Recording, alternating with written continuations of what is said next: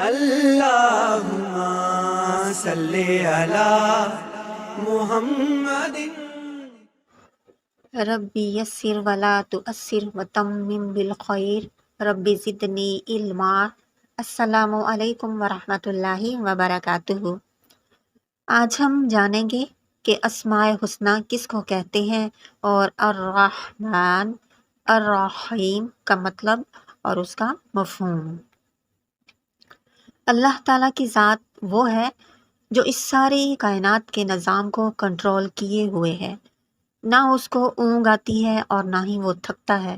جو انسان اللہ تعالیٰ کی یاد کو دل میں بسا لیتا ہے تو پھر وہ سکون اور آرام پا لیتا ہے، اور جس نے اپنے دل کو لوگوں سے کچھ ملنے کی امید میں یا کچھ چھن جانے کے خوف میں الجھا دیا تو پھر وہ پریشان ہی رہے گا۔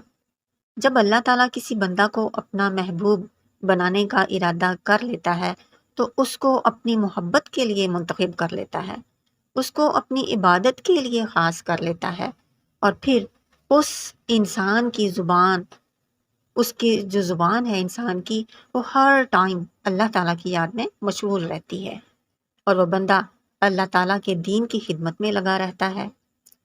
اللہ تعالیٰ کے 99 نام ہیں، یعنی کہ 99 نام، جن کو ہم اسماء حسنی کہتے ہیں۔ نام تو بہت زیادہ ہیں، لیکن 99 ناموں کا خاص طور پر اس لیے ذکر کیا گیا ہے کہ اگر انسان ان کو بھی یاد کرے گا تو اجر عظیم حاصل کر لے گا۔ صحیح مسلم کی ایک حدیث ہے، جس کو اللہ تعالیٰ کے 99 نام یاد ہو جائیں اور وہ معنی سمجھ لے، اس کے جنت جانے کے لیے یہی کافی ہے۔ لیکن یاد رہے، صرف یہ 99 نام یاد کرنے سے جنت میں نہیں جایا جا سکتا، بلکہ اس کے مطابق عمل بھی کرنا ہے۔ اگر ہم یا رزاق کہہ کر پکار رہے ہیں تو پھر اپنے رزق میں کمی پر صرف اس کو ہی آواز دینی ہے۔ اگر یا قویو کہہ رہے ہیں تو جب ہم زندگی کے کسی بھی معاملے میں کمزور پڑ جائیں تب صرف اسی سے قوت مانگنی ہے، اور اگر الحی کہہ رہے ہیں یعنی زندگی دینے والا، اور الممیت کہہ رہے ہیں یعنی موت دینے والا، تو ہمارا اس پر مکمل ایمان ہونا چاہیے کہ میرا اللہ ہی زندگی اور موت دیتا ہے، چاہے دنیا کی کوئی بھی طاقت سامنے آ جائے، چاہے کوئی بھی کچھ کر لے۔ اگر یہ عقیدہ اور ساتھ عمل ہے تو پھر اللہ تعالیٰ کے 99 نام یاد کرنے والا جنت میں جا سکتا ہے۔ دعا کرتے وقت اللہ تعالیٰ کے ان ناموں کے ساتھ اگر پکارا جائے تو اللہ تعالیٰ کی رحمت جوش میں آ جاتی ہے اور دعا قبول ہوتی ہے، اور اس کے لیے یہ ضروری چیز ہے کہ ہمیں ان ناموں کے مطلب کا اچھی طرح سے پتہ ہونا چاہیے، تبھی ہم ان کو اپنے عمل میں لا سکتے ہیں۔ ایک بات یاد رکھیے، لفظ خدا، جس کو ہم آج استعمال بہت زیادہ کرتے ہیں، لیکن قرآن مجید میں اللہ تعالیٰ کے ناموں کے لیے یہ کہیں بھی استعمال نہیں ہوا، اس لیے لفظ خدا اللہ تعالیٰ کے لیے کبھی بھی استعمال نہ کریں۔ آج ہم اللہ تعالیٰ کے 99 ناموں میں سے فرسٹ اور سیکنڈ نیم الرحمن یعنی بے حد رحم کرنے والا اور الرحیم بڑا مہربان یہ پڑھیں گے۔ الرحمن اس کا مطلب ہے رحمت، اور یہ لفظ الرحمن اللہ تعالیٰ کے لیے صفت رحمت کو ذاتی طور پر ثابت کرتا ہے۔ الرحیم یعنی کہ بڑا مہربان، یہ اللہ تعالیٰ، اس کا مطلب ہے کہ جب اللہ تعالیٰ کسی پر رحم فرماتے ہیں تو اس رحمت کرنے کی وجہ سے ان کو الرحیم کہا جاتا ہے۔ حضرت عبداللہ بن مبارک رحمہ اللہ تعالیٰ سے منقول ہے، الرحمن وہ ذات ہے جب اس سے مانگا جائے تو وہ عطا کرے، اور الرحیم وہ ذات ہے جب اس سے نہ مانگا جائے تو وہ ناراض ہو جائے۔ ان دونوں صفتوں نے یہ بتلا دیا کہ جس اللہ جل جلالہ کو لوگوں نے قہار اور جبار سمجھ رکھا ہے وہ تو بے حد رحمت والا ہے، نہایت مہربان بھی ہے۔ مخلوق کو وجود بخشنا پھر اس کی پرورش کرنا، پھر اس کو ضروریات مہیا کرتے رہنا، اس کی رحمت ہی کا تو کرشمہ ہے۔ صفت الرحمن ہر نیک و بد کے لیے عام ہے، شفقت میں، انہیں رزق دینے میں، ان سے مصیبتیں دور کرنے میں، جبکہ صفت رحیم مومنوں کے ساتھ ان کی مغفرت کرنے میں اور انہیں جنت میں داخل کرنے کے لیے خاص ہے۔ الرحمن یعنی عام رحمت والی وہ ذات جس کی رحمت سارے عالم اور ساری کائنات اور جو کچھ اب تک پیدا ہوا اور جو ہوگا سب پر حاوی اور شامل ہے۔ الرحیم یعنی اس کی رحمت کامل و مکمل ہے۔ لفظ الرحمن اللہ تعالیٰ کی ذات کے لیے مخصوص ہے، کسی مخلوق کو رحمان کہنا جائز نہیں ہے، کیونکہ اللہ تعالیٰ کے سوا کوئی بھی ایسا نہیں جس کی رحمت عام ہو۔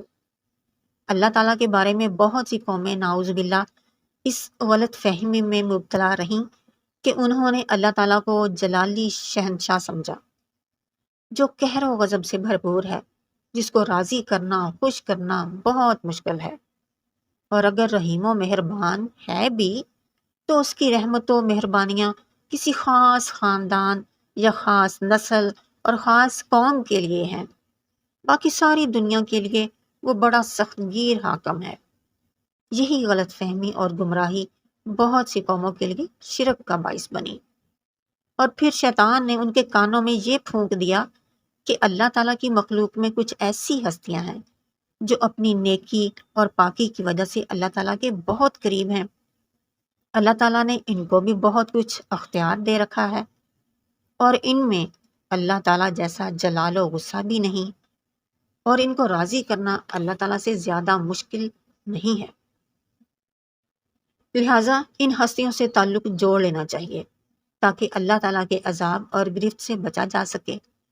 تو بس اسی بات کو انہوں نے آسان سمجھ لیا اور اللہ تعالیٰ سے نا امید ہو کر شیطان کی بتائی ہوئی ان ہستیوں کی تعظیم و عبادت اور ان کی نظر و نیاز کرنے لگے، تاکہ ان کی مہربانی سے ہم سرسبز رہیں، ان کی توجہ سے ہمارے کام بنتے رہیں۔ لیکن اگر وہ اللہ تعالیٰ کی رحمت کی بے انتہا وسعت اور اس کی غفاریت اور بخشش کی شان سے واقف ہوتے تو اس شرک میں ہرگز گرفتار نہ ہوتے۔ جن نیک بختوں کو قرآن مجید کی تلاوت کی توفیق ہوتی ہے وہ جانتے ہیں کہ قرآن مجید میں کتنی جگہ اللہ تعالیٰ کو غفور الرحیم، رؤوف الرحیم، تواب الرحیم، خیر الراحمین، ارحم الراحمین ان تمام صفات سے یاد کیا گیا ہے۔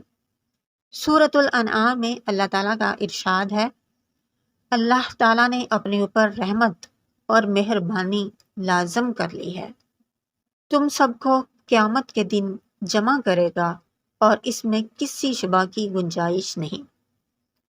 سبحان اللہ، اس آیت کا پہلا جملہ یہی ہے، یعنی اللہ تعالیٰ نے رحمت کو اپنے اوپر لازم اور مقرر کر لیا ہے، اور یہ بات ہم بندوں کے لیے کتنے اطمینان اور کیسی امیدوں کا سامان اپنے اندر رکھتا ہے۔